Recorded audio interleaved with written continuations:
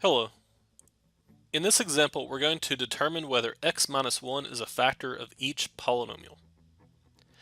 Now to do so, we could simply take each function and divide by x minus 1 using long division, but there's really no reason to, because we have a theorem that says x minus k is a factor of f of x if and only if the remainder of f of x divided by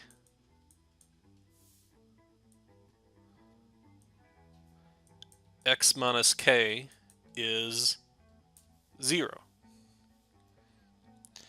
Now, basically what this means is that if one's true, the other one's true. That's what this double if means here. So, if x minus k is a factor of f of x, then the remainder of f of x divided by x minus k is 0. Or also, if the remainder of f of x divided by x minus k is 0, then x minus k is a factor of f of x. Now, in this problem, we are given, there we go. In this problem, we're given that x minus 1 is what we're trying to determine whether or not it is a factor. Now, if we're looking at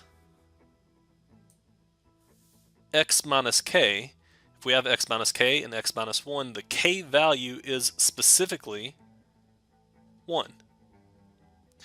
So, what we're going to do is we're going to use synthetic division of this function divided by x minus 1. Now, when you divide by x minus 1, the k value is going to be positive 1, so what we're going to do is we're going to use a 1 here and an upside down division, and then write down the coefficients. Here we have 2. Notice we're missing the cubed term, so we have to have a 0 to account for that. Then we have degree 2 term coefficient of 3, degree 1 term coefficient of -5, and the degree 0 term coefficient of 7. Then you use synthetic division. Bring down the 2, multiply, add, multiply, add, multiply, add, multiply, and add. Now notice that the remainder here is 7. What that tells me is that x minus 1 is not a factor because that's a 7. It's not a 0, in other words. So the answer here is no, it is not a factor. Now if we look at b here, we do the same thing. We're going to use the same k equals 1, so that's 1, and then synthetically divide. So we have the 3, -2, 1, -8, 5, 1. Notice I didn't include any zeros here because every single degree is accounted for in this problem.